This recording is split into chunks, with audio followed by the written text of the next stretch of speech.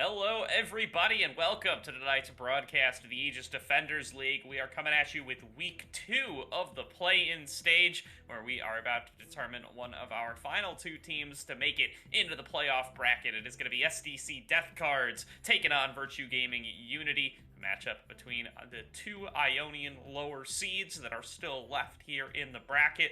One of them going to be ending their ADL journey here tonight, the other going to be moving on to those playoffs. My name is Gordo. I'm joined tonight by Gigatron, and Gigatron, I'm getting ready to see these teams take to the Rift and get started. Same, man. I am super excited just because of the fact that, again, yeah, it's the bottom seeds here basically going off. They're trying to figure out who is going to get eliminated here and who goes on, and I'm really excited for the fact that I don't know. I know what Death Cards came in late, I believe, correct, into the season, and they did pretty good so far. I mean, you know, they're not eliminated immediately, so like some of the other teams, but they're definitely providing a lot where I am looking at maybe it could have gone towards them. I had a really hard decision, I think, today choosing between Virtue and Death Cards because I kind of liked a lot of what Death Cards is bringing throughout their games, but I also know Virtue has been very consistent for the most part, so. Yeah, and these teams are really, really close, at least, looking at their standings coming on in. Both have 8 and 9 game records, although that leaves SDC at 3 and 4 total, 4 and 3 for the side of VGU. Is SDC going to lock on in that Zeri as their first pick? This has been one that Cabanese has taken quite a liking to. Has played 5 games of it already, which, given its ban rate, pretty impressive to get on through. You know that they are prioritizing this champ super highly wherever it's up, and this game going to be no exception. Up to VGU to decide how they want to respond. Yeah, I mean, at this point, I would just, you could always pick up your ADC and your support here at this point, or maybe grab your mid laner or flex pick. We'll see what they do with that. A very early Vigar coming on in here from VGU. And they're definitely a team that's willing to try out new things. Their number of champions played way higher than you usually see. They got a whole bunch of champions that they've played kind of one game on and then either left to the side or, only pull out specific scenarios. Hard to really know how deep their pools at any given week really runs, but they definitely are willing to pull out a variety of champions. This Vigar going to be the latest one. Not sure if it's going to be going towards that bottom lane or that mid lane. They've played it once for Arch in the bottom lane, have never put it on quality player in the mid lane. Oh, definitely an interesting one. This may be their bot lane already locked on in. It is considered a counter pick to the Zeri. Can kind of scale up alongside it and really put a stop to a lot of the mobility shenanigans she brings to the table, as that's going to be Shyvana locked in for the SDC Death Cards. I liked it because Shyvana's kind of like Gangplank. You can like run like 4 different builds on her and she still works. Like there's 2 different tank builds of tank AD or tank AP. You also have just full burst between both that you can play, and they're very obviously niche, when it comes to AD as to when it's going to work most likely. But yeah, I can see a lot of bursts coming out of her, and I'm loving it. And we have a Thresh pickup. All right, the Thresh and the Shyvana coming on in here. WH Turtle does love to get himself on a little bit of Thresh. The Shyvana has not been an uncommon pick for Cineboo either. They've picked it a couple of times already this split. So, gonna be going for a really kind of hard farming, hard scaling style, at least with their first rotations. The Zeri and the Shyvana, both gonna be super strong team fighters later on. Suspect that it's gonna be the Shyvana in the jungle, by the way, but can't dismiss the possibility of a Shyvana in the top lane. We did get to see a little bit of that in the LCS earlier this season, so I like to hold out hope that we might get to see it over here in the ADL as well, as that's gonna be a Zilean locked on in for VGU. Presumably for the mid lane, quality player has busted it out there once already. But with this Vigar and the Zilean, this is a pretty AP heavy first rotation. You got to expect that there's going to have to be a strong AD force coming in from the jungle and or the top lane to really be able to offset this. Yeah, I mean, I look at it. I like the Zilean pick. It's really strong. Could definitely boost up anyone really. Especially if you have the fact of potentially a Predator Vigar running through. Can you just imagine how crazily fast he's going to go on top of having, say, Nautilus just have like Aurelius? Not that he would, but like just a bunch of moose feet on their team, like just barreling down, ready to go at him. Like Zeri is not gonna be able to run away. So I like that. That's a spicy idea, but I feel like they're not gonna pull that out. You know, it's not gonna happen, but let's take a second to think about it, though. I mean, that's Right. kind of fun, right? That's your entertainment for the night. As the Malphite and the Aatrox band's gonna come on through. I like seeing SDC try to ban out, some of these mid-range carry top laners like the Aatrox, ones that are going to be safe to blind pick, but also going to fulfill that supposed gap in the team composition. The Tryndamere is the other one I was going to mention there. The Tryndamere and the Aatrox, you feel comfortable blind picking them in this current meta and not expecting to see too much harsh punishment. Now that they're off the table, you still want to go for that AD jungle top. They're going to go for the jungle this time around, the Viego, really the first one that comes to mind. So that's going to be locked on in with them able to save top lane for the very end. Also like the Malphite ban from VGU on the opposite side, it's pretty clear that they want AD top side, so that Malphite being taken off the board early on at least stops that blind pick from coming through. Curious to see, though, if Rary is going to go for another tanky top laner. He's a big fan of that Tom Kench. It is still available. Yeah, Tom would be a good one. Orange is always another possible idea for a good tank pick here, but looks like they're picking Kai'Sa mid. All right, Kai'Sa mid is definitely an exciting one that we have not gotten to see too much of so far this season. And the Dr. Mundo top, so it is going to be a top lane tank, just not the one that maybe we were 100% expecting.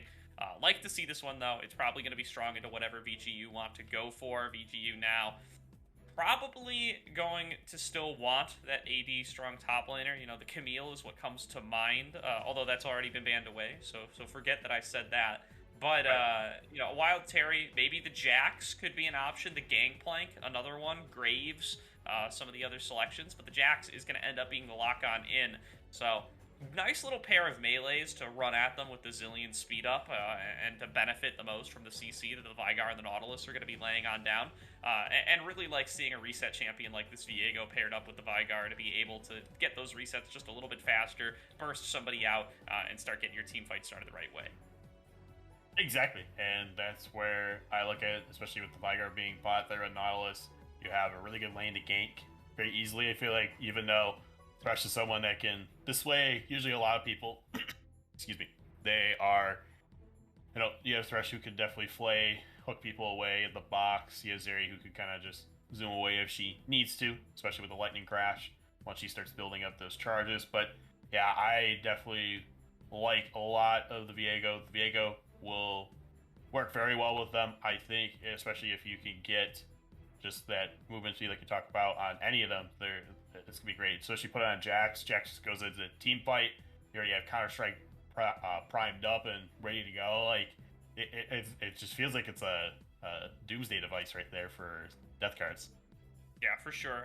And really like the scaling that Death cards are bringing to the table here. We talked about Zeri Shyvana already after that first rotation. Have a Kai'Sa as well. Going to be stronger and stronger as she gets more AP built up later. And there's not great responses to this poke coming in from VGU. You can speed up the Nautilus or somebody to try to get a fight started, but pretty short range all in all, it feels like. This Viego and this Jax are going to be some of those primary damage sources, along with the Veigar too, looking to burst people out. But they're not going to be playing in ranges where you can just kind of click a button and go on this Kai'Sa. It's going to be a little bit tougher for them to really find the angles they're looking for, especially through this big, strong front line of Shyvana and Dr. Mundo. So I like that they kind of force VGU to come into them to deal with this poke Kai'Sa. And then once they're doing that, that's really where the Zeri can thrive, where she can try to find a way to get some of her shots off, where she can come around for flanking angles along with the Shyvana and such, and as long as that Veigar cage doesn't trap her, she'll be able to get the performance that she's looking for. This team comp really is kind of, at least the first rotation, is kind of built from the ground up to stop that Zeri, though. So it's going to be a tough way to play, at least for SDC, barring, their Capanese in the bottom lane getting set really, really far ahead, or just super outplaying the VGU squad. I mean, they could. It's just something that, again, I look at. It's probably very hard to do when you have that lineup of the Veigar and the Nautilus. Hooks are great. I know from both sides. You have the cage that can come out pretty much from Veigar there. You have Zillion, who again could just speed down, throw some bombs, get that double bomb off, get the stun, and that's where I think a lot of Virtue just because they have a little bit more consistent hard CC where you see a lot of poke coming out from death cards, which is still good. I mean, you have to look at Shyvana definitely going to poke with Dragon Form, with her Dragon Breath there. You have Kaisa who could come out with a Void Seeker. Zeri's just going to be zooming around, just trying to auto attack as much as possible. So yeah, I look at they have some pretty decent poke, but can that poke burn through the rest of Virtue Gaming? Yeah, and to set up for these teams a little bit, really exciting to see them face off against each other for one of these final spots in the playoffs. They were so close to one another in their group in the regular season, and now off the back of a SDC win in round one over Stevens Law Gray and a loss from VGU to Grin Prism, they are coming back on in to face each other one final time to decide who is actually going to end up making it through to those playoffs. They did meet, of course, once in the regular season back in Week 5. VGU ended up winning that series 2-1. Now the stakes are much higher. It's a different meta. Everybody's gotten more time to play together and familiarize themselves with what it's like to play with one another. So definitely going to be an interesting rematch to keep our eyes on. Was super close the first time around. Hope that it's going to be that way number 2 tonight. I hope so as well. I mean, this is something that I'm very excited for both teams. Again, Japanese and Arch. I'm really watching that lane, I think, the most. Yeah, for sure. Going to be an exciting one. We're going to throw into a quick break here while we get loaded into the Rift for game number 1. But don't go anywhere. We're going to be right back with every bit of the action in tonight's series between the SDC Death Cards and Virtue Gaming Unity.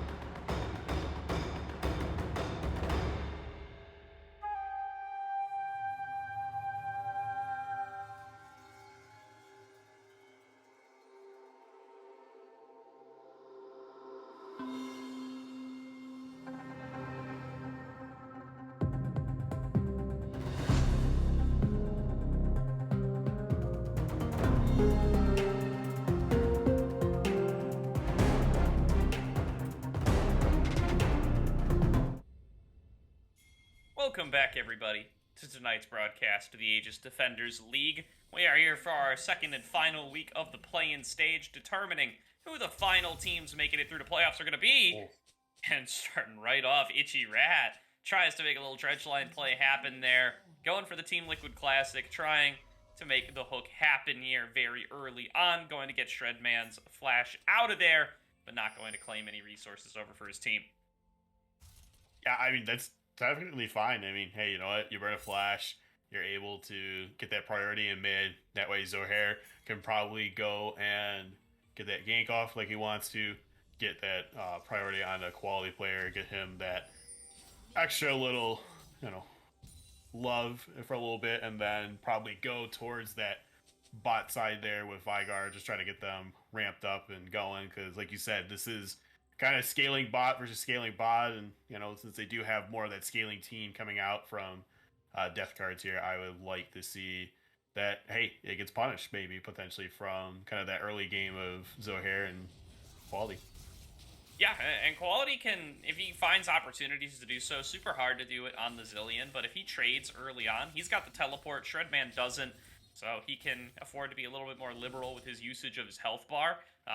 Take maybe some unfavorable trades, knowing that you stack up over time. Eventually, you can recall, you can come back to lane with the teleport. Shredman not going to have that luxury due to the selection of the Ignite and the absence of Flash, going to really make that an even bigger risk, knowing that he doesn't have that escape opportunity. On the bottom lane, Itchy Rat, though, taking a lot of damage early on from Capanese and Turtle. Going to be going down to about half HP. As Terry hits level 2 first to the top lane, he's taking some damage on to Rary here. So everybody going full on, trying to make some plays happen in this early game. Another hook lands in the bottom lane onto Itchy Rat. Itchy going to have to play very careful here. He's almost going down. Doesn't have the flash to escape. Going to have to hide back out under that turret. Will stay alive. He's chugging through all of his potions, though, at just 2 minutes, 30 seconds. Yeah, and as we see this kind of top lane combat going on right here, it's just not even a wet noodle fight. It's just an all-out brawl, it feels like, just between, Jax beating down with his just champions trophy there, as well as the fact that he's just able to essentially trade back with all those meat cleavers coming out from Rary. Rary's just keep himself alive, and you gotta love it that, hey, a tank is still surviving against a bruiser. Gigatron, I hate to break this to you, they're bone saws now. He doesn't throw cleavers. Yeah, that's right, bone saws. Yeah, no, okay. Whatever. I'm sorry that I'm old and, reminiscing a little bit of some of the champion abilities and everything. But anyways, Itchy Rat, a little bit more healed up right now, trying to take out Capanese here, but definitely realizes, hey, something's fishy here, as this Itchy Rat is kind of itch. Get that hook out. Definitely wants to. He's got the Hex Flash, too, so he can still kind of close that gap and make a play happen. He's just not going to have a good pathway back out. He's gone for the Glacial Augment and not the Aftershock, so he's not going to get tankier after getting that CC on out. He's going to make his teammates take a little bit less damage, sure, but not really going to be able to survive that Zeri chasing him on down, getting those burst fires on through. So, gonna have to play it a little bit safer for the time being, so he can get Zohair down here to try to get some plays started. Otherwise, though, this is how we expect this bottom lane to go. They're both carries just kind of want to farm it on out. That's the point of picking the Vygar into this. Lets you just take some time, stack on up your passive, get a whole bunch of AP, and deal with the Zeri that way later on. Exactly, because the idea is you're hoping that you can get that scaling going on equality, as well as to Wild Terry, hopefully that they could get themselves ramped up going these fights a little bit better. Shredman is going to have his flash up shortly here, so this way he can go in for that little bit more of an engage, especially with those Halo Blades and the fact that he does have Ignite up, and quality really doesn't have a lot of mana right now. He does not. He's spent a whole bunch of it. Clearly this wave. He does have a couple cookies in the inventory, can use that to regen his mana, also still has the teleport. As Shredman's flash has come back up, Itchy's has as well, so nothing ends up coming of that early level 1 play. Itchy, though, maybe gonna have to expend it again real soon, does find himself face-to-face with 3 members, goes in for the hook, lands it onto Capanese, who just can't get out of the chain CC. The baby cage doing a whole bunch of work there from Arch, and first blood goes to Vygar in the bottom lane. You call it baby cage, I call it big cage, because that was a big play right there. Come on, like you gotta look at the fact that you have that going. Ooh, Terry. Yeah, Terry finding a chance to fight Rary here, but picking up the passive, getting a whole bunch of health back, just running at this Jax. Rary coming out on top there. You know, this was his selection blind, but he's really ended up coming out on top up against this Jax. This is what you pick him for, to be able to really bully out onto a whole bunch of lanes regardless of what they pick into you, and this is not really one of the premier Mundo counters, more picked for scaling and for team composition rather than anything else. Well, I mean, it is corporate Mundo. He is wanting to work on Saturdays and file your taxes, but clearly he's not doing that right now. He's getting beat down, and Cine Boy. Yeah. Oh, this is a fish for the stun. Not going to land it, although I like the creative approach there from Quality to try to land it. But now Zohair might be getting bitten for it. That's going to be the chase down from Shredman. The Resurrect comes on through from that Chrono Shift, but now he's going to find himself in the middle of two members. Bombs coming on through to run interference. Zohair will manage to escape. Quality player doing a good job of supporting his jungler in his efforts, but not really going to gain any advantages for it. Otherwise, Zohair going to have to expend the flash and still falling farther and farther behind Shredman's Kai'Sa in the mid lane. Exactly, and that's where, again, I think you have to look at, like, Kai'Sa is really good to CS, where it's going to hurt Quality that little bit for a while, but once Quality gets a little bit more EP going, he'll be able to kind of stack those bombs out a little bit easier, get that more efficiency for when it comes to wave clear. So, again, this is a scaling game technically on both sides, so it's just really getting to that mid to late game. We'll see when people start popping off more. Yep, first dragon gonna be claimed for the side of VGU, so they at least have that one. As Itchy going for a play in the mid lane, the slow not going to guarantee the dredge line hit. Flash blown by Shredman here. He actually manages to get hit by both bombs, so he takes a whole boatload of damage, is down to about half HP. It's Terry and Rary going back and forth here. That's going to be a great pair of names to say all series long, by the way. But Terry looking to be the king for round number one. Going to force that flash out of Rary in the top lane. Ultimate's blown by both parties, but that's a W for Mr. Wild Terry for the VGU side. Yeah, it is. Wow. Wild Terry just doing a lot here. Rari, unfortunately, getting beaten down so much. I think it just have to look at it again. It's just that trophy, man. That trophy is just really good there, trying to get everything. But Hook landed once again on the on the turtle, actually. And that's the one shot, you know, that's a whole boatload of damage onto the Thresh. Full combo from the Vygar. Already has the first blood gold from earlier on. And just demolishes Turtle in that bottom lane. 2-0 now for the bot lane of VGU. Yeah, and this is where, again, they're trying to get that scaling going on to Arch. Arch is just getting such farther and farther ahead. If we actually do a check right now, he's got 66 on his passive right now. So he's stacking well, I'd say. Yeah, that's a whole lot of AP to have at 8 minutes, 30 seconds into the game. He's loving it. Being 2-0 as well, just gonna get him to those item thresholds faster. Double stun from Quality player in the mid lane. Chunk Cineboo pretty low. Zohair not really equipped to follow up and try to finish it off, but that's another bomb landed on a Shredman. You know, that's the hard part of playing the Zillion, is A, last hitting with your auto attacks, which is like impossible, and B, landing the bombs. And so far, Quality player has done a good job of accomplishing both. Rari getting chunked out once again by Terry here. He's got the Executioners early on. He's got the Sheen, and those are the only two tools he needs to really be bullying this Mundo. Zohair. It ain't over yet. Yeah, no, he's chasing onto Rari. Thought it might be over, but Rari is just a little bit too far up. Zohair going to be able to chase him down. That's a solo kill, actually. Terry doesn't get his name on it, but Zohair feeling pretty good. Gets that kill gold and denies Rari pretty much this whole wave of CS. It's going to come crashing on in the top lane, and he still doesn't have TP.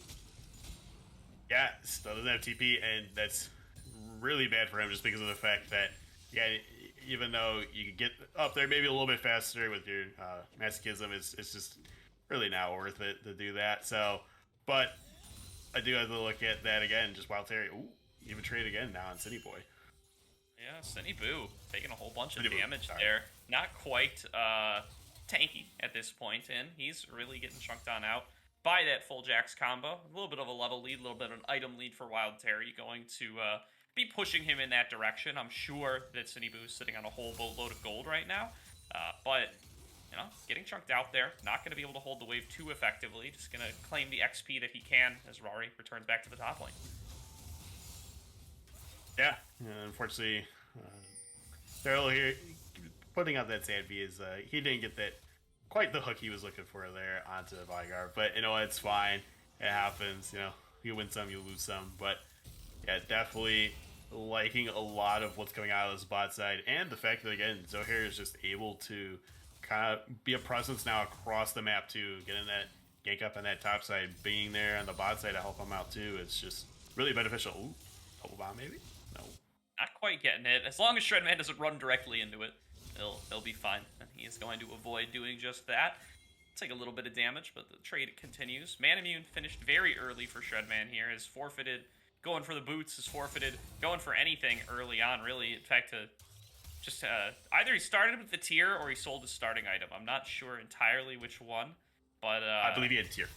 All right, well there we go. So hasn't sold anything at the very least, but you know, no boots, no starting items, no nothing. Just looking to get onto that Muramana as quickly as he can. Terry getting chased on down now by Rari and Cinniboo. Cinniboo does have that ultimate flash from Terry, going to get him out of dodge. He pops the ultimate as well for a little bit extra resistances, and he will escape. Big Cage comes out right now. No lockdown onto Capanese, who is just going to be able to grab that lantern and get out of dodge. Dredge line blown for cleanse. Now here comes a jungler, Zohair, trying to make a little play happen, throws down his E, doesn't have it to chase actually, throws it onto the wrong wall, but Turtle gonna get chased down anyway, will get picked on up for the first kill of the fight. Capanese going to flash away, Quality Player is here as well, throwing on through the bombs. Not gonna lock down onto this Zeri, but one man down, 4 men pushing in the bottom lane. That's going to be the Rift Herald thrown in the top lane to try to rush down this first turret. First turret gold does go to Cinniboo in the top lane, but a lot of CS getting missed here in bottom. A lot of turret plates going down here as well. Terry going to show up to try to save the top lane inner turret. Ooh, that's another stun landed. Capanese, he's down. That's the ultimate. Arch, killing spree. Manages to catch Capanese sleeping once again with the help of that Event Horizon. And we don't even have a Zoe in this game. It's just like, it's crazy that he's just able to do so much here for Arch. He's just kind of just scaling well. It kind of feel like we're watching a Jinx right now, because like Jinx early just starts popping off like crazy. It's the same feel I have here for Arch and this Vigar, and I am loving the crap out of this just because, again, he and Itchy Rat did a really good duo down here. It's definitely punishing this area where, like you said, they've picked it 5 times. And now it just feels like, unfortunately, it's something that's getting very hard countered here at this point. No, Arch is... They've picked it 5 times, but Arch has picked them now 3 times. Continuously landing the Event Horizon stuns. Picking up free kills for it. Every time he lands it, seems to guarantee a kill for the team. And so far, they've been donating these over to the Vigar more often than not as well. So he's getting more AP. He's getting more items early on. He's the first one on the map to get the Mythic done. Capanese has completed his as well, of course, but definitely still not in a position to take these one-on-ones. That's going to be a nice hook. Landed from Itchy Rat, gets it at the maximum range, and now the Chain CC comes through, and Shredman going to try to escape with the Killer Instinct. Goes for that ultimate, goes for the flash as well, and does get himself far enough away, but Itchy lands himself another Dredge line, and now Cinniboo is the next target. Turtle coming in here to bail him out and try to get a little bit of additional CC. That's a big Flame Breath coming on through to knock Quality Player's health bar just a little bit lower, but the disengage comes through successfully from the side of VGU. Yeah, I mean, VGU is just still performing very well. They are getting that lead ever so more for themselves. Only slightly, though. It's only 1.3 in the gold aspect. They did get 2 Drakes now, and they are, unfortunately, losing a little bit out just because of the fact that they had that extra plate gold still going over to Cinniboo there, as well as he did get that Rift Herald first, so... Oh. Lockdown onto Turtle here. You know, even if you don't land the Event Horizon stun, if Turtle has no way out, you're going to get a whole boatload of damage onto him, and you're going to guarantee those Nautilus stuns, which might as well be getting caught up in the cage anyway. Zohair picks up that kill, gets his 3rd of the game, 7-0 for VGU in this game number 1, although Terry might be becoming the first death of the game for the squad. Teleport is being channeled, though they want to take this fight. Rari going to be forced to flash away. There's the Dragon's Descent to try to get Terry on out of there, but Terry going to dive back on in with a Chrono Shift on top. It is going to time on out, but he manages to get the Resurrect off in time. Respawning now, diving onto Rari, has so much more HP, is going to maybe survive with the help of that Mastery, and in fact does do so. 2 kills going on over to VGU, still 0 for the SDC death cards. that was played perfectly. I'm gonna try and make this quick as something might happen down here, but yeah, it is just great. You had a great TP come out, a quality player there, got a lot of those bombs out as needed, and just was really good layering there. I mean, you had again just the Chrono Shift go out that again really kind of set that more pivotal to the aspect of making sure that Rari's gonna go down. You had Sinibu go down as well, and yeah, this is just something that again with their layering and teamwork. Again, you have 3 teleports on this team, so they're going to be around the map as much as possible, as often as possible. So they're playing this very well. Definitely are, and they're very happy about it. So much going into the pockets of VGU now. They are 4K ahead at 16 minutes. They've got both dragons. They're going to certainly be thinking about getting themselves on a soul point here. Recall being channeled by Turtle. Capanese still in base. It looks like they aren't trying to challenge this. They're just going to give away third dragon. They probably have to because of how far behind they are. But, you know, this is not going to leave a lot of room for error come third dragon time. This is very likely going to be an Ocean Soul if they can't manage to put the tools together to stage themselves a team fight in the next 5 minutes. Yeah, this third Drake definitely going over here to VGU. Again, they are just I wouldn't say steamrolling, but they are definitely rotating well. They are just amped up and doing so much right now. Oh, here comes the hook coming in from Itchy. Nice catch there, once again by Arch. And there's going to be the hook from Zohair. Showing a little bit of Thresh mastery there, too. Not going to be able to turn it into anything, though. Capanese going to manage to stay alive with one member down, 5v4 on the map. Sinibu doing his best to steal away resources. He's got a good CS lead, but what does it even mean when Shredman just getting chunked out there by Arch? Arch fired off the ultimate there too. Wasn't quite enough to finish off the Kaisa, but now chunked low as well. Terry now coming in for the collapse here onto Sinibu, but who's collapsing on who? As the Mundo's coming in right behind him. It's going to be Itchy coming on through here with the dredge line. Sinibu going to be forced to flash away. It was VGU catching SDC, by the way. They answered that question for me pretty quickly. Yep. And that's something that I look at. Again, they're playing really well. They have nice cages coming out. They're getting those good flashes out of Itchy Rat, so that way he is able to, again, lock people down. And again, this is where I liked a lot of this hard CC layering that you have from this team, because you get double bombs going.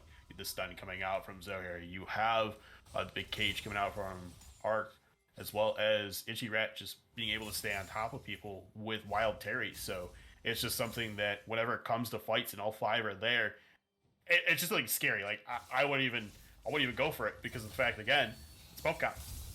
Turtle caught on out once again, gonna be forced to flash out of the event horizon. Arch continues to put himself in positions to land event horizons. And, you know, even if you don't get the stun portion, you've got Nautilus there to make up the difference. You know, he's got Dredge Line. It's the width of a truck.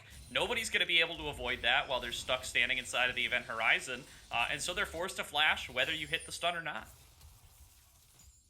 Yeah, I mean, that's the thing is, like, you have to make that mental call of, like, is it worth just dying here, or do I just expend my flash? And I'd rather expend the flash almost always, every single time with that. But we're going to see Rich Herald now does decide to go over to VGU here. Hopefully they can put it somewhere. Oh, white screen. Did it hit him there? Interesting. Yeah, throwing on out. Does have the reduced cooldown now from the upgrade, I believe. Blasting Wand plus Lost Chapter plus Amp Tome does get you over that threshold. But still not really having the beefy damage to back it on up. The Marin Mana upgrade hasn't come on through yet.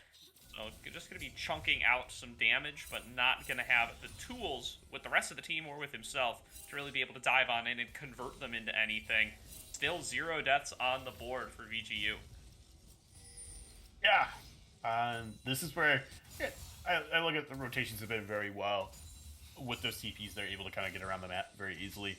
They've been taking what they need to at the same time, so they are just, again, rotating very well here. Looks like they're probably going to pop this Rift, I'm guessing, in this mid lane here. And so here is waiting around here with quality.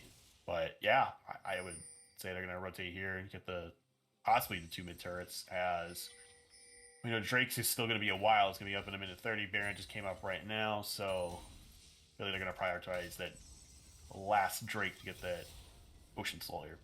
Ooh, quality player. The nice call out there, but not quite in range to get the snare onto Capanese. And now, hanging out in the bottom lane is Zoe. He is still hanging onto this Rift Herald. I think he wants to throw it down closer to the Dragon spawn to try to kind of break the focus of SDC and make sure that they're not going to be able to contest this soul very effectively. They're already going to have trouble contesting it effectively, down 4k gold, but now looking to punish even harder. They've set down so much vision on this bottom side of the map. They're playing this whole game plan around getting themselves the Dragon's Soul. Looks like they're going to be able to execute that one successfully. One more reset coming on through, getting more wards to the pocket of Itchy Rat, getting a couple more items on through for Wild Terry. And they are going to be ready and raring to take what should be a game-determining fight here in the bottom lane. Exactly. I mean, they are just, again, excelling very well right now. Terry definitely is getting a lot of good items. Kind of a little mix of things in the meantime while he's waiting for potentially getting, I'm assuming, with that Wits End there. So once he has that, he's definitely going to be able to shred not only through Rari, but able to burst down a lot of the team here. So really excited to see when he kind of gets some on-hit going off for himself, as well as, ooh, Itchy. Hook from Itchy, not going to land, going to end up Spider-Manning himself in the middle of everybody. Only gets chunked to about 2/3 of his HP for his troubles, though, so not going to be punished too harshly. Now, looking to fight over that vision, the Rift Herald does get thrown down in the mid lane. Capanese is there to respond to it, but it's going to charge anyway, and with Capanese there responding, they feel confident to go in and try to start up this dragon. They're going to pull it on out, making it more difficult for VGU to be able to respond, or for SDC to respond, rather. Cine is over just a little bit early, is going to be forced to ultimate back over the wall. Now not going to be able to contest for this dragon, doesn't have access to the flash. Itchy is pretty low, but has the backup of his teammates. And Cine gonna walk on up, gonna try to contest for the Dragon Soul. Not gonna be able to get it, though. Soul going on over to the side of VGU, but Itchy has already fallen on down. Quality player going to be forced to resurrect himself. Rari has teleported on in. Quality just trying to get himself out of dodge. Turdy, though, is coming on in, is diving forward. He's trying to get some damage there onto the carry. So far, hasn't finished off either one. As Quality player finally gonna fall on down. Hook comes through onto Arch, and Arch is the next target. He's going to flash away. Terry now back on in, looking to try to get himself a Counter-Strike Sun. So far, hasn't been able to do so. That's going to be Rari, stuck in the middle of the event horizon, but he's pretty tanky and can just keep tanking it on up. Ultimate comes on through onto Rari just to try to chunk this Mundo out. Terry finally finds his way onto a target and finishes off onto Zeri, and this Ocean Soul is regenerating the health bars of VGU the whole way through. They're all nearly topped on off. Ends up being a 1-for-2 in favor of the SDC death cards, but for Dragon Soul, VGU will take that every day. Yeah, I mean, and that's what I think it's like, I don't care how much they sacrifice, essentially, for Ocean Soul. If I get Ocean Soul, again, that's going to be staying around for a long time. It's not like Baron, where I feel like, okay, I went for Baron, I lose 3 people. Now I only have 2 people to help push in if it's just my support, and my bot laner, they're going to be together anyways. So it's really going to be detrimental there for them. But this is where, again, they are taking this Baron pretty much with ease, no problem. Looks like they might try to contest, but honestly, they're not going to get there in time. Nope, absolutely not. That is going to be a big purple worm going over to the side of VGU. Yet another epic monster on the board here, and now they are looking to chase down and maybe make a pick onto Cine. Event Horizon not going to land. He will be able to escape, but another big buff, another big influx of gold coming on through for VGU, and with that Ocean Soul as well, it is just so hard for them to win these fights. Hook comes on across, is going to land onto Itchy, but they just don't have the damage. They can land a whole bunch of Void Seekers, but they can't work their way through Itchy's whole health bar. Well, and that thing where, with this kind of poke of a team, it's really reliant on the fact that they get a lot more on the scaling. The Zeri being down as far as she is really kind of unfortunate. The fact that we really haven't seen Shredman kind of pop off yet by going for this option of the Void Seeker style of Kaisa really hasn't been able to do much. So the fact that those aren't really helping, the fact that Cine Boo is just not able to really fit and make them feel that pain of having the dragon form, dragon breath going out, where again it just pops people, gets a good chunk out, has that burning damage going over and over, and it's just kind of unfortunate there for death cards, because if they can potentially get that going, it'll be really well for them. But we can say this, at least they do have 2 kills, so good job by them. They do. Sure You can't take that away from them. That's, Nope. that's on the scoreboard forever. No perfect game for the side of VGU, at least this time around. They lost the turret already anyway. But this is going to be an engage coming through out of Cine Boo. The chain CC is actually so strong here, he can't move for forever. Zohair going to fall on down, but he's got the chrono shift to respawn. Rary already popping the ultimate, so they aren't going to focus on him at all. And Terry coming around the backside, kind of 1 versus 5 right now, but he also doesn't really care. He's tanking it all up with Grandmaster's Challenge pretty effectively. Japanese chasing down on a quality player, knows that he doesn't have the ultimate left available, but Zohair going to be able to finish him off and goes unstoppable. 2 kills go over to VGU. Itchy lands another impossible dredge line onto Cine, keeps the pressure on. Zohair chasing away as the Zeri here, as the base finally going to be broken open for VGU. Yeah, VGU, I mean, they're just performing very well here. Again, this Ocean Soul is kind of helping them a lot, and the fact that they have Baron, they're able to kind of push through a lot of the lanes here. Oh, no, that's a dead Turtle. Turtle cannot survive the full Vygar combo. No ultimate required. Another hook comes through from Itchy Rad, and I think this one is over. Gigatron, VGU, with a dominant performance in game number 1, are going to get themselves off to a 1-0 start in tonight's series. Yeah, over 250 stacks in that passive there for Arch. Just great job by him, able to, again, layer out, getting the cage out. He's getting damage across the board there, had really good CS throughout the game there. And even though that Zeri did get punished a lot, they ended out with the same CS, which is really kind of interesting from that aspect, that they're still getting same CS but aren't really performing that well with that Zeri there for Japanese. But again, great job by Virtue Gaming. They were able to do so much. That bot lane was crazy. You had Jax again here, Wild Terry. Didn't need to really put in a reverse just because of the fact that he was going full forward, able to do so much, and it's crazy good that the Jax actually worked as a good pick into the window there. Yeah, no, and a great performance from the bottom lane of VGU, especially Arch and Itchy Rat. The duo of the Vygar Nautilus ends up working out super well in this lane. You know, you can just keep locking people down in the event horizon. Landed some 6 stuns there to get kills early on, and then just kept turning them into more and more and more. And meanwhile, you know, Zohair and Quality player had a little bit of a quieter early game, but they played it out effectively. Quality not falling behind in CS, even as this weak early game Zillion was able to come on through, was able to land some great resurrects in mid-game fights to be able to keep the team ahead, to not give over any of those shutdowns, and to still be strong, backing up these dragons, getting that Ocean Soul, getting the Baron, and eventually just finishing off the game. Very clean performance there from VGU, and one that really is going to need a dramatic answer from the SDC Death Cards. Does not feel good to lose a game like that in a best-of-3 series. It's going to be very tough for them to bounce back. Let's see what they have in store. We're going to throw it to a quick break while we get into draft for game number 2. We're going to be right back to see what the SDC Death Cards are going to pull out of their pockets to try to stay alive here in the ADL. Everybody panic! Hold on. I'm about to say something really cool. 3, 41, 9, and lift off! No one dies screaming without me. I feel like I forgot to shoot something. You're starting to bore me. She's such a loser, always ready to cry. Da-da-da-da. Aw, come on. What's the worst that could happen?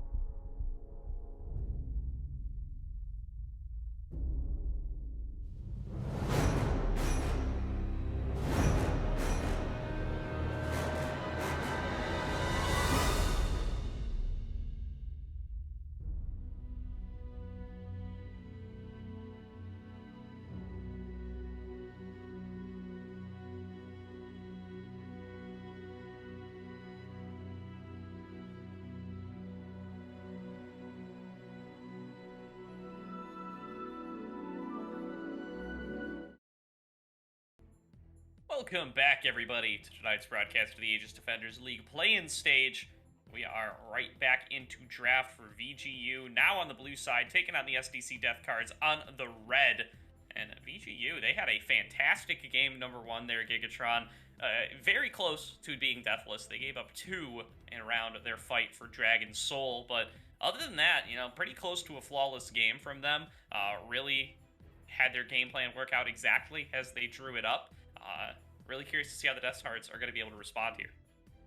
Yeah, when you have that slight movement, slight CC, slight we're just gonna be everywhere and kind of rotate well, that's just one of those things that they just perform very well with it. Again, having a lot of TPs really does help getting you across the map. The fact that Jax is still able to dominate eventually in that top lane, even though it wasn't a great matchup in the beginning, but then once he kind of got that love from Zohair there, he was able to go and just do a lot with it. So I think it's just really on the aspect of, again, they can play through Terry, they can play through Arch or Quality. It really doesn't matter who's being the carry at this point. It's just, who do you want to have on weak side? Do you want Terry being on weak side, or do you want Arch being on weak side? Yeah, little change in the bans here from VGU. They banned the Karma last game. They banned the Jarvan instead this time around. See if that ends up being their selection here on the blue side. But looks like no. Looks like they're going to lock in the Zilean first pick. They're happy with how that pick went around last game. They said, hey, you picked Kaisa into this in game number 1, and we were able to scale up with our Zilean and dominate later on just fine. Let's see if you have a better answer this time around. Yeah, I think that's the thing is are you able to get that scaling off that you want because of the fact that, again, Zilean is just be able to do so much. Okay, that's a pickup right there. That's a Silas. I love the fact that, one, you're going to have someone who can just hijack abilities. You might as well just top it off by picking the Viego. Just do it. You won't. But it's just one of those things that, hey, it doesn't matter at this point what else Virtue Gaming picks. He has really good options already there just with the Chrono Shift. Yeah, and some real comfort for Japanese here as well on the Jinx. Didn't work out great on the Zeri last time around. It is available, but they decide they don't want to play into that Vygar Nautilus lane once again, as it is still available. So they're going to go for the Jinx instead. Jinx, probably a little bit of a better matchup up against the Vygar. Has a lot more range, can really space out that event horizon a lot more effectively. And in theory, the Silas a lot better into the Zilean as well. The hijacking away yourself a Chrono Shift always feels very good if you can make good use of it in the team fights, and can possibly take the fight to the Zilean as well early on. VGU, they're going to lock in their Viego again, so you do get to see your request, Gigatron, just on the wrong team. Now VGU looking to round on out this first round. Do they want to get themselves a bot laner, or do they want to get themselves a support? Picking both solo laners feels a bit strange at this point in the game, but it looks like they are going to hover and lock in that Zeri in the bottom lane. I did say that they won't do it, and they didn't. So, because I had a feeling Virtue was going to pick that up right away after that, just because of the fact that, again, they performed very well again. That mid lane and jungle duo just work well together, and we're looking at that Zeri is being picked up, maybe to try to show some flair as to why Zeri didn't work around the first time compared to this time potentially going into the team. But we see a Zac pickup. Oh my. Cine has played this once this season already, is going to run it back on it now on this potential life or death game for the SDC Death Cards. They know they're up against this Viego, so they can assume that he's not going to be challenged in his early clear too hard. And, once he gets a couple of points in that E, he's going to be a very threatening gank champion. He can come from all sorts of weird angles. It's very, very difficult to ward him out. And he's a great engage tool as well. So like to see this coming on through from the SDC Death Cards. I think it's a good response into the Viego. They're going to need to back up with a little bit more damage from the other positions, but Silas and Jinx are a great start to be able to do that. Yeah, I think those are much better changes around for them. I think that they can build potentially a better team that could go into them. And right now, with everything, I am liking what Death Cards are bringing out. It's just, I'm worried about the bans here, as we do see kind of some repeat bans of both the Malphite and the Aatrox here. Yeah, Malphite and Aatrox, so seeing a run back of some of the early bans we saw last time around. It was a Silas ban for VGU last time, so they were keeping this pick in the back of their minds. This time it's just going to get locked in a little bit too soon for them to be able to ban it away. The other ban here was the Tryndamere for the SDC death cards previously. Instead, they're hovering the Yuumi, and they're going to lock that one on in. They do not want to deal with some sort of scaling enchanter bot lane with the Zeri, and instead are going to choose to take that cap off of the board. Yeah, I mean, not that the cat is like that super strong. I mean, all it really is benefiting, if anything, is just Zeri and Viego based on what they've picked. But you know what, doesn't mean that Virtue doesn't come out with you know, like a wild Aurelia, and then you pick the cat, and now it's like, try killing me now at this point because I just have way too much sustain and way too much damage. But not gonna be the case. And they decided to take out Vayne. Are you really worried about a Vayne top that much? I mean, Rari's played it, so it's not out of nowhere. It's not unprecedented for the SDC death cards to play a Vayne top. But yeah, that is a spicy one. I mean, they can't ban the Sylas, so the ban that they used here last time around, they got to replace it with something. The Nautilus now going to be the lock-on in for the SDC death cards. They saw that work out really, really well for Itchy Rat last game. This time Turtle going to choose to pick it on up for himself, pairing up with this Jinx. Now, knowing that you're up against Jinx Nautilus, let's see what VGU wants to go for. The Karma is still available if you want to go for any kind of Enchanter-style bottom lane who's going to do well into the Nautilus. Otherwise, you know, you could just play the Leona, you could play Standard, you can play something like the Braum and look to scale up later on. That's an Illaoi lock-in, though, for Wild Terry. So, Wild Terry, you know, with blind top lane, locks on in the Illaoi. That's something, you know, that's a reason to ban Vayne top, Gigatron. If that's not, I don't know what is. I agree, and that's where I am looking at, you know what, the Illaoi will be able to do so much for the team. Just being able to, again, crash down with a tentacle, smack down with your totem there, the fact that you could just create more tentacles at different points, especially with your ultimate there, yeah, it's going to be really beneficial for them. But they also pick up the Tom Catch, so I like this idea, especially with the Zeri, able to kind of pick up that Zeri if needed, and get her to safety, or be able to lock down someone, say, necessarily that Jinx or that Nautilus, you know, once stacks start going out from those tongue lickings coming out from Tom Catch there. But yeah, I like a lot of this comp coming out from Virtue, but ooh, Kennen. Kennen action for Rari. I like to see it. It's going to be a new pick for him, one that he hasn't busted on out here in the ADL quite yet, but I like it into the Illaoi. It's a good ranged matchup. You know, like most matchups into the Illaoi, it's all about dodging that test of spirit. You know, Illaoi's kind of like a pseudo-hook champion. You don't really think of her like that, you know, like something like a Blitzcrank, something like a Nautilus, something like a Thresh, but she really is in a lot of ways. You know, it's really more about, and especially in lane, it's about avoiding that tentacle coming on out to test your spirit, to grab the ghost, to get a whole bunch of free damage on you. You know, back on release, you could fight her when she had your ghost, try to make it go away. They removed that mechanic, so now, once it's there, it just means she's going to be beating you all the harder once she gets those tentacle smashes on top or uses Leap of Faith. So really, a lot of laning against Illaoi is just about avoiding that tentacle coming on through to nab you and test your spirit as it is. If you could avoid that happening, especially as a ranged champion, you should have a pretty good time up against the Illaoi. Yeah, and that's where... as I am someone who does love playing Illaoi too, it is kind of sad to see that there is a Kennen going against them, just because of the fact that you always kind of like melee matchups better, but doesn't mean you can't win that range matchup, because you know at certain points that they are going to have to stick out and try to get that CS, so that's where you could go for that trade of doing that test your spirit there, and be able to, again, just try to get as much poke out as possible. So the good thing about this is really good tentacle placement on the walls there will really help out, and then the fact that again, just be able to, like you said, just get those kind of like pseudo hooks out, able to get those stacks going, try to trade out as much as possible, which I don't think you can do with Kennen. Kennen's pretty squishy, so it's going to be really on their side there to make sure that, hey, they really don't, you know, give up any more opportunities for Illaoi to get ahead. Yeah, you definitely don't want to deal with Illaoi from ahead here, and she's really tough to gank as well.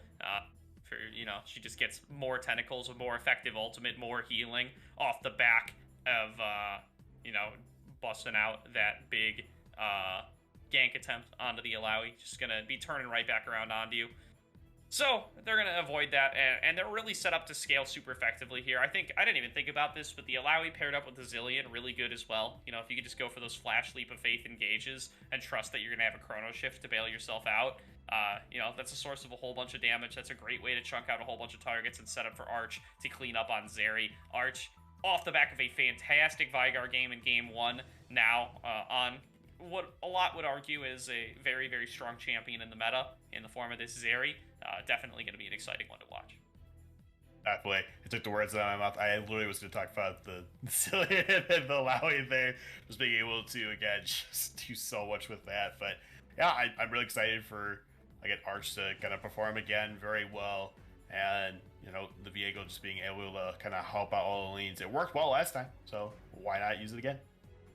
It did, and remember, you know, these teams, they played in the same group. They've played a best of 3 against each other before. It was a 2-1 win for VGU. VGU now up 1-0 and feels super favored. I mean, that was such a dominant game number 1 that it's really hard to feel like SDC are in a great position here. But, you know, remembering SDC has won a game against this squad before. They had a close series with them. They had very, very similar records, identical game records. So, SDC really going to have to dig deep and try to fight their way back in here if they want to make themselves a spot in the ADL playoffs. Otherwise, this is going to be the end of their run if they can't pull it back and win here with this draft in game number 2. Yeah, this is where, again, it's going to be really reliant on, I think, Shredman and Japanese to kind of carry the game, just because Shredman will be able to, again, just take a lot away from this side here for Virtue Gaming, just because of the fact that, again, Hijack has actually like a whole lot of good options, I would say here, as well as sure. Yeah, exactly, and you get the Jigs rockets that should hopefully help out. So yeah, looking forward to it. We're gonna throw it to a quick break here when we get loaded into draft for game number 2, but don't go anywhere. We're gonna be right back with more of the ADL play-ins.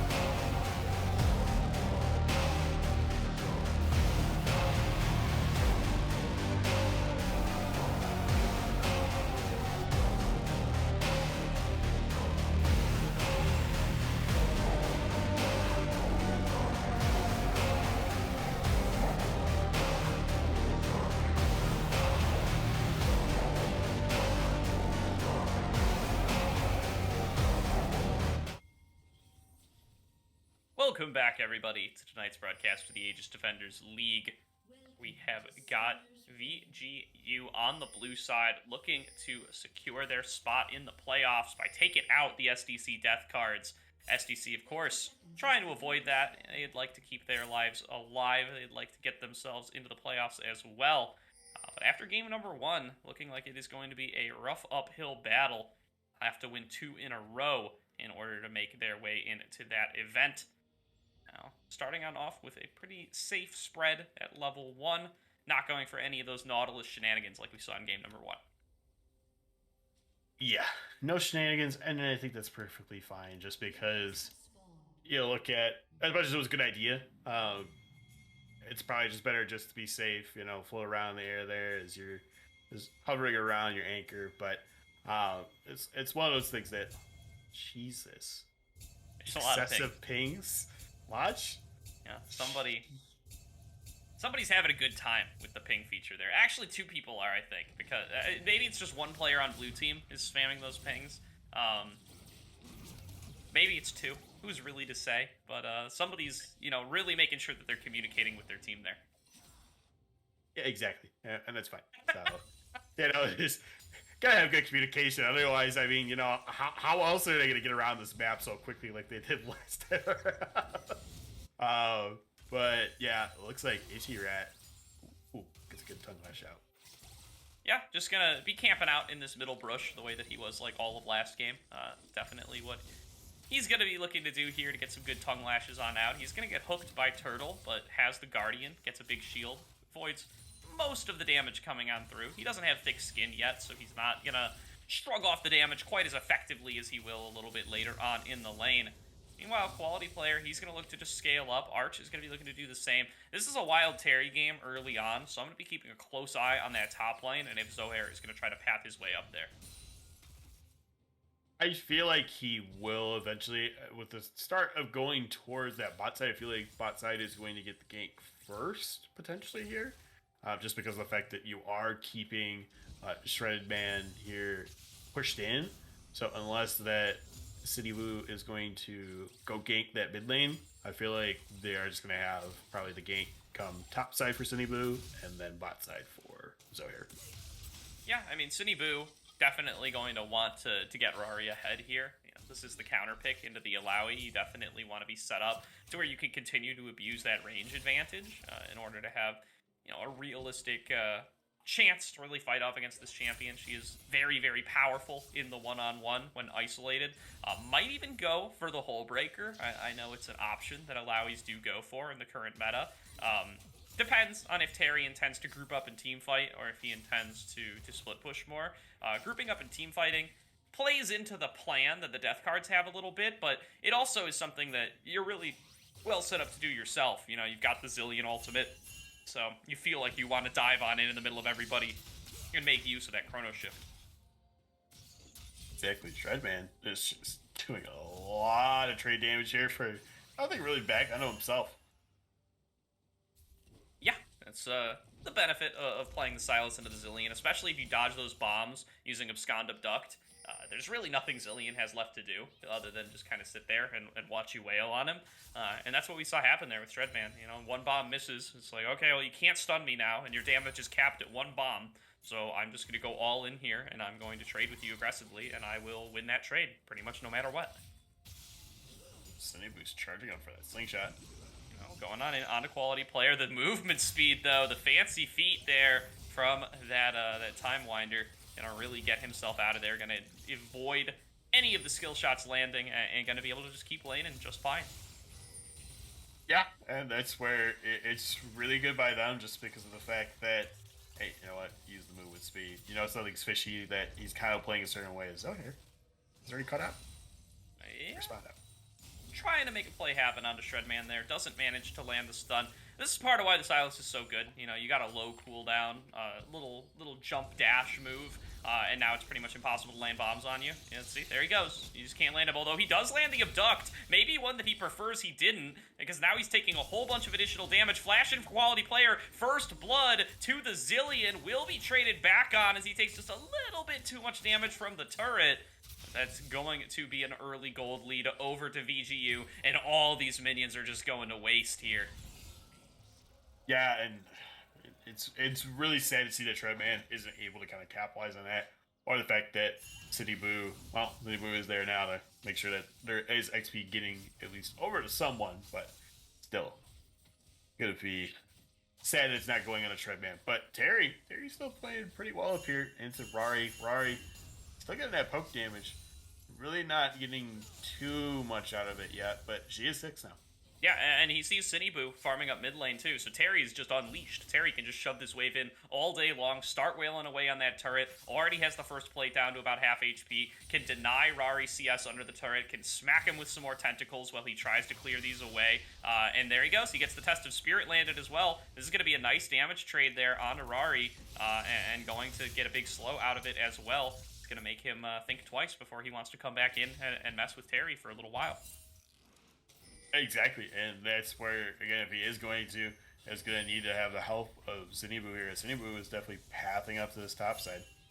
Yeah, but look at the vision. This is ironclad from Terry. There's nowhere Zeniboo can come in at this point. There's a ward in the Tri-Brush. There's a pink in the river. You're gonna know from a million miles away that this Zac is coming. Now, this is the one path that kind of does work, is he's coming in from behind the turret, so he is going to manage to land that stun. Here comes the Leap of Faith, trying to reach in back up, but just a little bit too little, a little bit too late. Rari ends up picking up that kill and getting another one over to the side of the SDC Death Cards. Meanwhile, in the bottom lane, another fight is breaking on out here. It is going in favor of the Death Cards as well. Japanese just a little bit stronger early on this Jinx, getting good trades off. Yeah, I mean, this is where, quality is still going pretty low here. Treadman. Quality really putting a lot of eggs in his ability to dodge skills with a whole bunch of movement speed, and of course having the chrono shift. You know, he just reses back up. He basically gets a recall off of that, regens back up to full HP, and is ready and raring to keep going. But he's doing a great job of using the time warp movement speed to just avoid all the damage that Treadman can put out. Yeah, and that's no problem at all. Again, movement speed's always nice. The fact that, again, you know, you're taking that quality time to make sure that you have that, you know, crow shift always up, able to kind of keep that movement going. Maybe throw that extra bomb out to kind of make Shredman overcommit maybe that a little bit more. So, and then get a trade off on that. So maybe we'll see a little bit more of that out of quality there. But yeah, again, just good job by Zohair here. Gets that first Drake. And we'll see a bomb trade in the mid. No. Good Drake going on over to the side of VGU, knowing that it is going to be Cineboo hanging out on the other side of the map. He's not going to be able to do anything about this. Zohair sees this recall coming through from Shredman. They're trying to make the play happen. Double stun comes on through, and Shredman going to steal away the chrono shift just in time and regen him back on up. Cineboo is just continuing to farm his jungle. He knows he can't get his mid laner out of this, and so Zohair going to be able to pick up that kill, and now chasing down onto Cineboo as well. Zohair is not slowing down. He's throwing down the Heartbreaker. He's getting another reset, and Cineboo thrown into the Cell division will end up going on down here. Doesn't resurrect in time. Zohair double kill there in the mid lane. He does resurrect, but there's definitely someone else that does him. As now Terry going on through onto Rari. Rari not quite going to go on down there, though. A little bit too high on HP. Itchy Rat falling down as well. We're fighting all over the map here, Gigatron. Is Turtle going to be able to pick up that kill? Arch goes back over the wall with his support already down, and he's going to be forced to flash back out the way he came, but Turtle chasing him down. Gets another kill picked up for Japanese there. Double kill to the SDC Death Cards in the bottom lane. They keep themselves competitive. Yeah, it's a whole different pace, I feel like, this time around. Okay, you got a good kill on a Terry early on. You're able to kind of stay far back, so this way you're not really losing much. Again, they're able to easily hit tentacles, no problem. Yeah, quality player, once again, using a Time Winder, using his own minions to dodge out on Shredman's damage, and ending up with a pretty even trade there. Lands another bomb. That's a 1 trade now for the Zillion. Doing great in this lane still. Every time we look over here, Shredman is going in for what are usually trades that favor the Silas, and somehow quality player, he just outplays it. He dodges too many skill shots, and he wins. Yeah, it's a kind of detrimental thing of that is like, you talk about yourself, you have the abscond abduct, where like you're able to kind of get around that a little bit easier around the Zillion, but then you have Zillion who's just like, hey, I could do the same thing for a little less of a cost, with a time winder. So really nice that Quality is able to again kind of keep that happy feet going for himself. Yeah, Cinny Boo looking in mid lane though. Turtle is here as well, clearing out some vision. The lockdown on a Quality player would make it really tough to get out, but he dodges the abduct once again. Now it's a 3v3 in the mid lane. The engage tool's already down for the side of the death cards. They aren't going to go any farther. Quality player already chunked out a little bit low. They are going to back away from another Shredman, forced to blow the flash. Yeah, I mean, Turtle, I'm surprised didn't try to go in for something, or same thing with Cinny Boo, just because of the fact that you had, I feel like, a really good angle there. If you had just the hook come onto him, as well as the slingshot come out, it really wouldn't have hurt them that much, because you would have gotten knock up, a stun, would have gotten a lot of going for himself. So I don't know. Guess they didn't want to take the risk. Yeah, for sure here. And strong winning lanes in both solo lanes here for the side of VGU. Really unexpected in the mid lane, but nearly a 20 CS lead nonetheless, as there's an engage going through in the bottom lane. Itchy not going to land the knockup on anybody. It's a 3v3. Cinny Boo gets the drop on him, gets a nice let's bounce on across on everybody, but can't dive any farther. Super Mega Death Rocket knocks Zoair incredibly low. Cinny Boo looking to chase on down. Not going to be able to get in range to land the stretching strikes, though. Will be a successful disengage from the VGU side. They're calling on down Quality players. Shredman's already on his way as well, but looks like this fight's already over, and there's going to be no kills coming from it. Yeah, no kills needed. I mean, just looking at the fact that, hey, they're just trying to trade, do as much as possible, potentially get some turret plates here on this bot side with those rockets, but yeah, Rory still staying calm. No issues. Quality.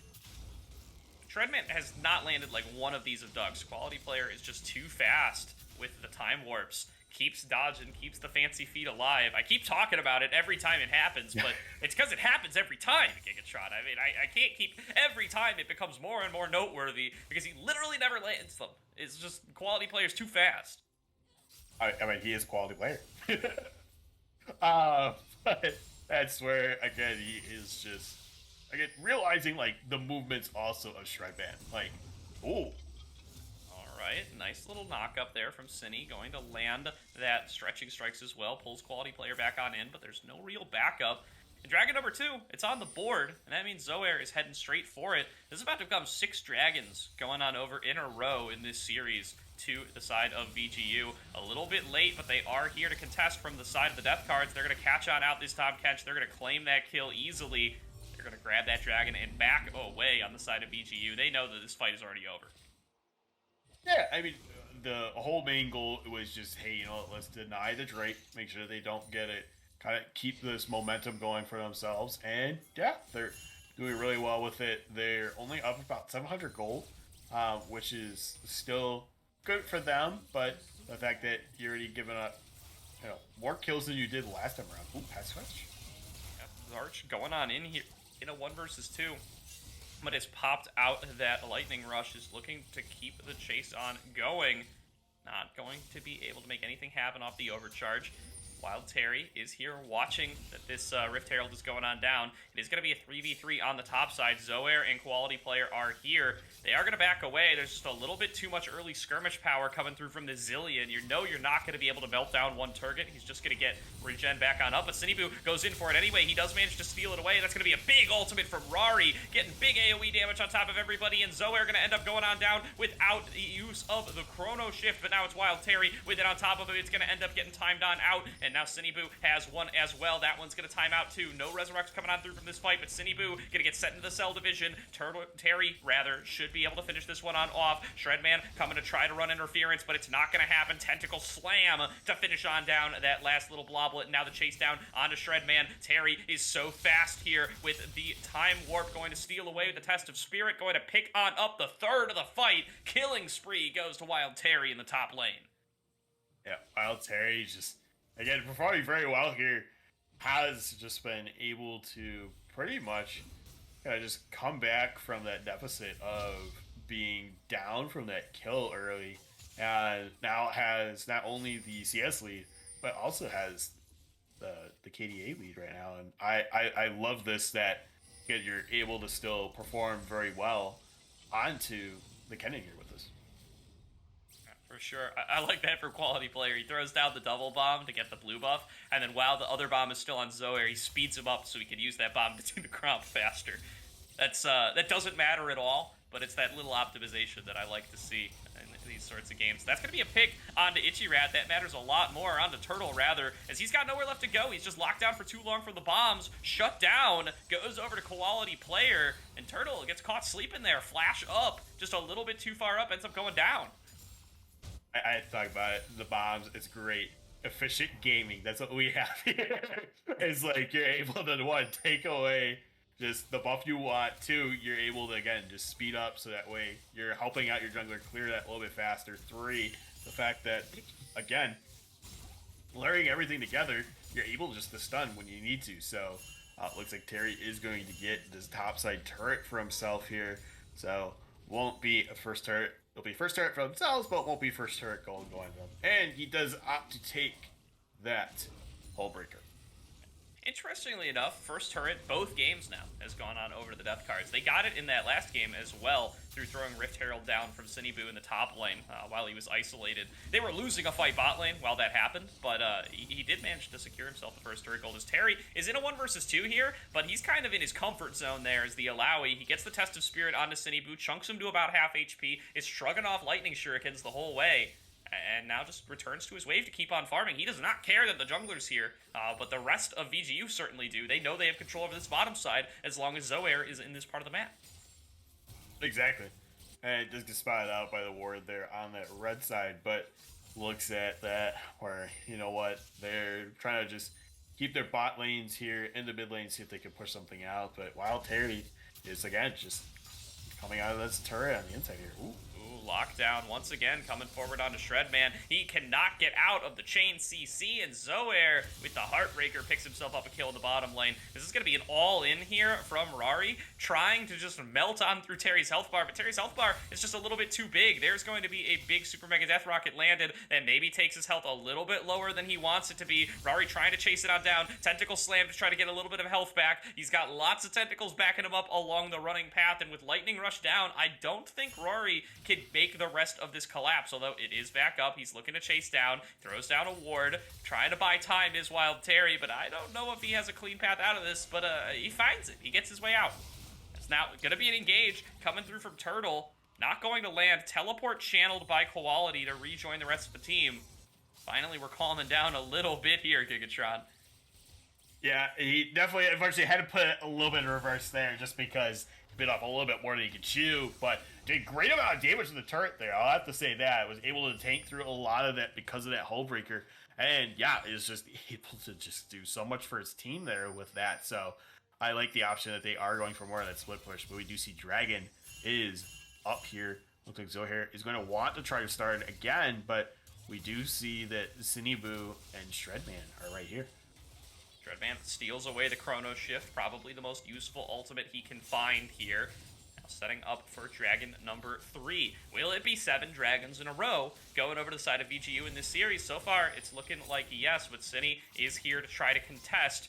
Cavanese going to throw out a couple of rockets there to try to get some damage onto Terry. The zoning is coming on through. Sinibu dives in. Smite is successful for Zoair. That's going to be Soul Point picked up for VGU, and now the fight breaking out. There's going to be a huge Kennen ultimate on top of everybody, but look at Wild Terry. He's rampaging through off the back of that leap of faith. He's getting so much health back. He can't be stopped, and he's on a rampage as he finishes off on both Turtle and Rari, and nobody has gone on down from the side of VGU. The Alawi completely turns the fight on its head. The lockdown to save Arch from the double bomb, and nothing goes the way of the SDC Death Cards. They lose 3 members on top of the 3 dragons.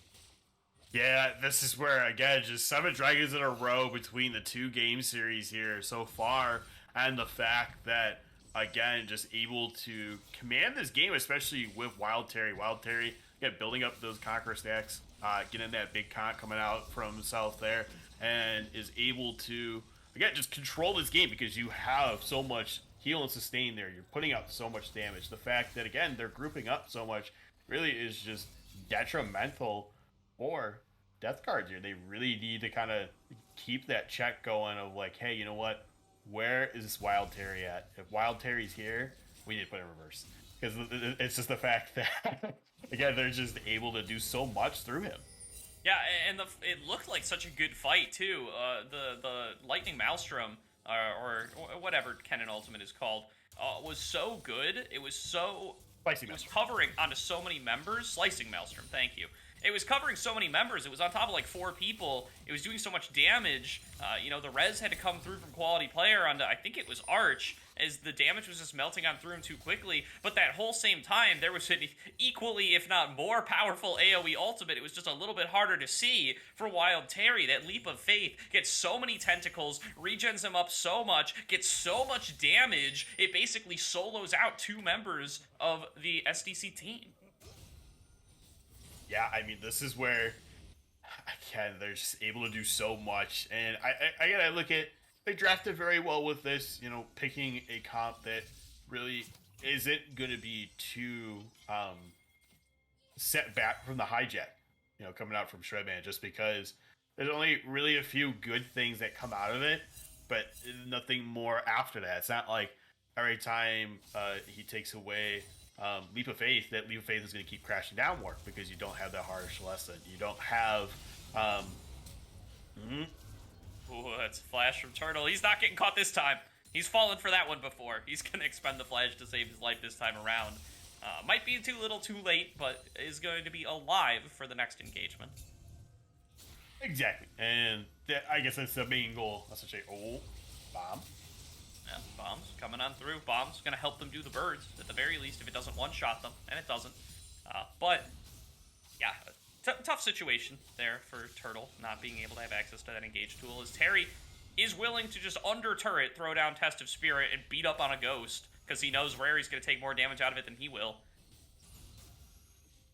Yeah, and just getting, again, great damage out on the turrets, too, just because, again, being that good split pusher there, you have that Gorge Raker to help yourself heal that little bit more. Again, you have that Hull Breaker, so now you're able to, again, just stay alive that little bit longer, able to break down these turrets pretty easily. And yeah, just he's playing this the way he needs to for Alawi. He was able to be that patient laner, knowing that, hey, you know what, I can't get all these trades onto Rari here, but you know what, when I can, I'm going to get them and make it more punishing for him. And he's doing really well with it.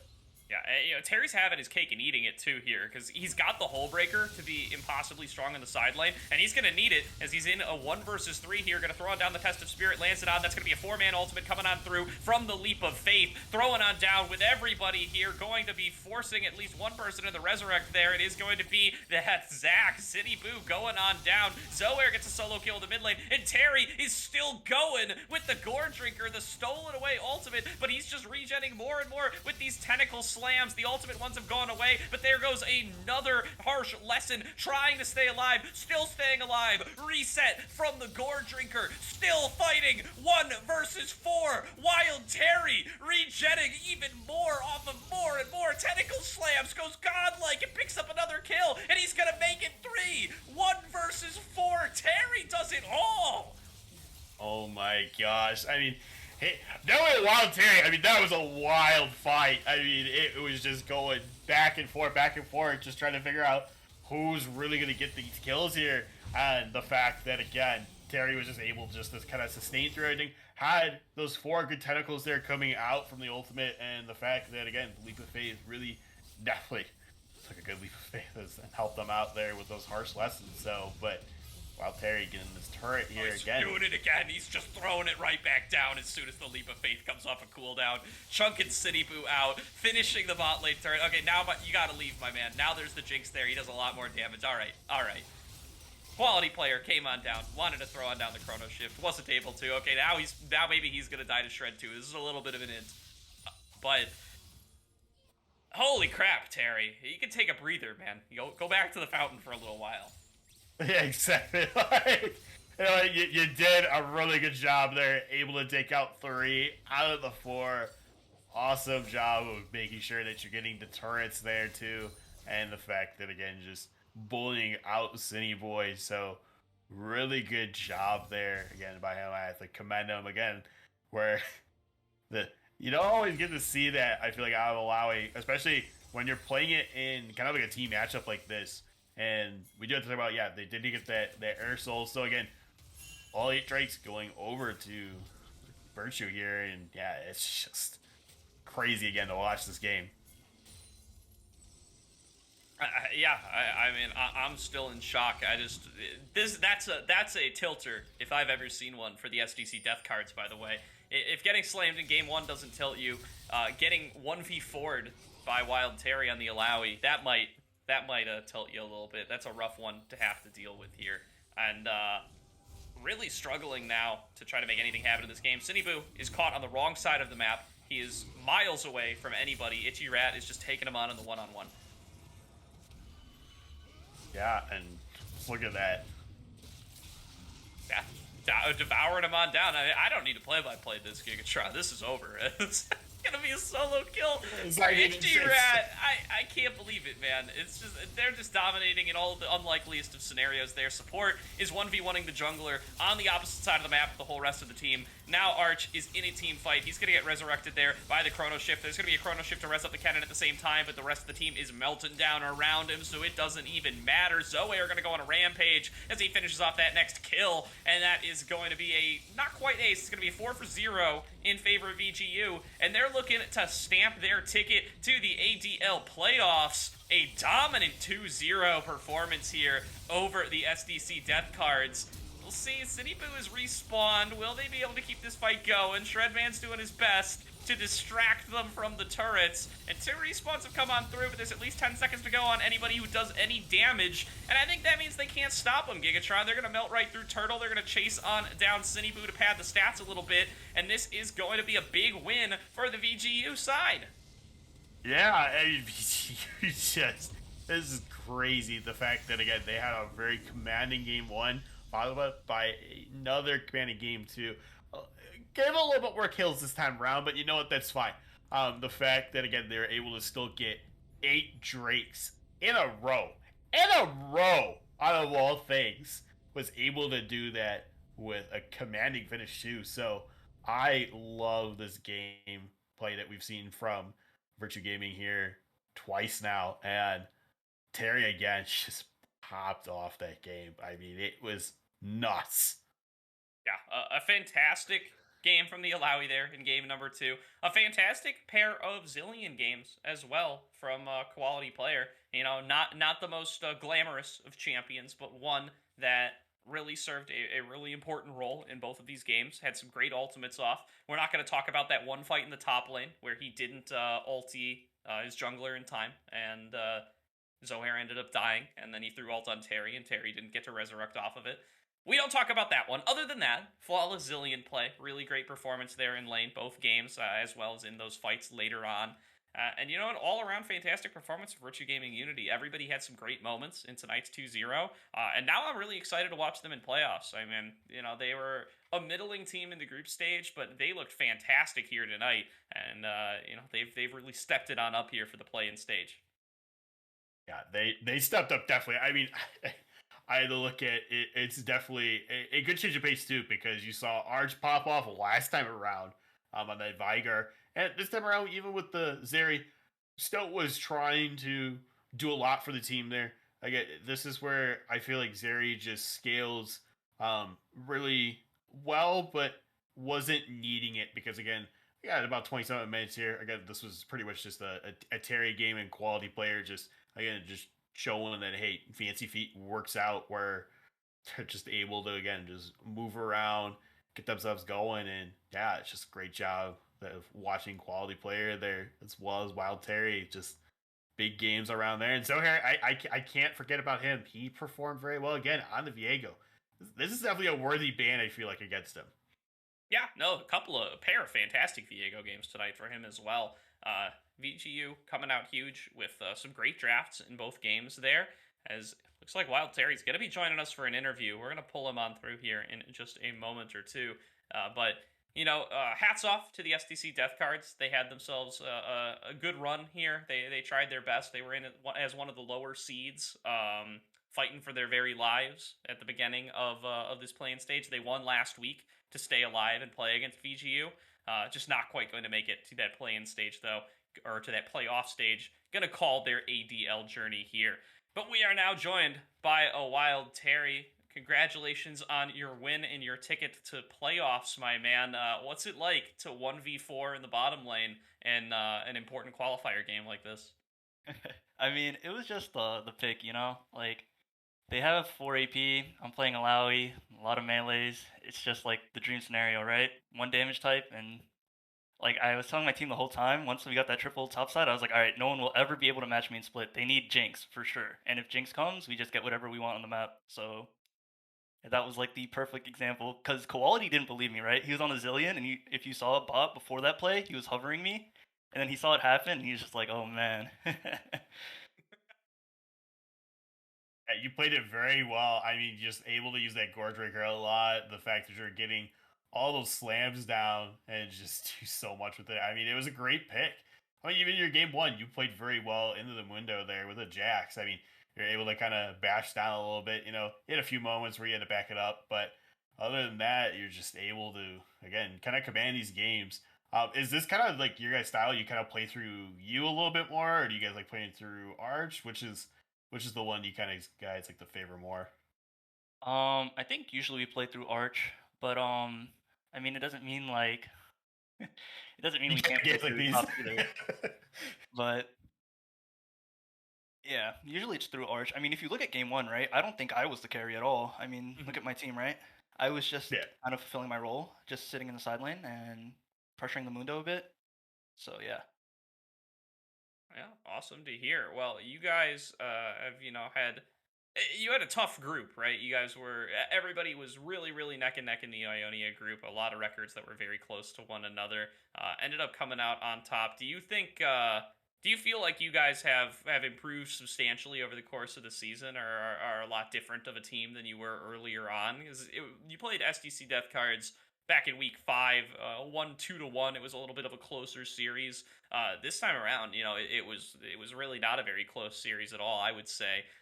So what do you guys kind of chalk that up to? We definitely have gotten better playing as a team over time. Because like if you look at our initial games, we played what was considered the weaker teams in our group, and we kind of lost to them.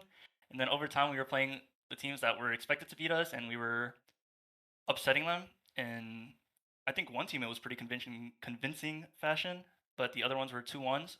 But yeah, I mean the Alawi pick also it's funny because we played the Alawi one other time and it was only against this team. That's why we banned the Vayne. But even then, it was still a good pick, so I'm surprised they were not expecting it to happen again. Yeah, when you banned the Vayne, I was like, why are you banning Vayne? And I'm like, oh, I had a funny feeling maybe this or what other thing was going to be coming out where you're just like, I just don't want to get peppered down by, Vayne with those silver bullets. So I definitely like, again, that you guys were able to kind of play the game a little bit more, have that, commanding presence with um, the Lowy there. But yeah, since you guys said you guys feel like you're growing better, obviously your goal is going to go to the finals and the playoffs, everything here at this point. What's your game plan for next week? Um, well, we usually just take it a game at a time, you know, focus on playing together better. Because honestly, if you look at most of our games, we do kind of tend to get early leads and then throw them away due to sometimes a small miscommunication or something. So we do think we're a lot stronger than our standings show. But as long as we shore up those weaknesses, we should be fine going forward. Any particular teams you guys are looking to play? Anybody from your group? Anybody from the other group that's kind of caught your eye? That you're hoping you end up getting seeded off against. You will be coming in as one of those lower two seeds, so probably gonna have to play up against one of those Team Ambition squads who are currently fighting it out for first seed. There are two teams. One of them was Pograts, but they aren't, unfortunately. They are not there. So the other team is Moan Oneers. We know a couple people on that team, so it should be fun playing against them. All right, awesome to hear. Yeah. Well, thanks for joining us here tonight, Terry. We are gonna call it a night on the stream here pretty soon. But anybody you want to shout on out, anybody you want to give props to, anything you want to say to everybody at home before we close out the ADL for the week? Um, Sad Rats, miss the Pograts, man. Wish they were here Don't we with us. all? Don't we all, Oh, my man? yeah. All right. Well, thanks for joining us, Terry. Appreciate it. Congratulations on your ticket to the playoffs. We're excited to see more of you and your squad coming into these next couple of weeks and getting into those best of fives. But that is going to do it for tonight's stream of the Aegis Defenders League. Thank you, everybody, for tuning on in. We'll be back for the rest of this week with more Aegis Leagues, and we'll be back for the ADL playoffs, starting with the quarterfinals next week from myself, Malcolm, and Gigatron. Thank you all for tuning in, and have yourselves a great night.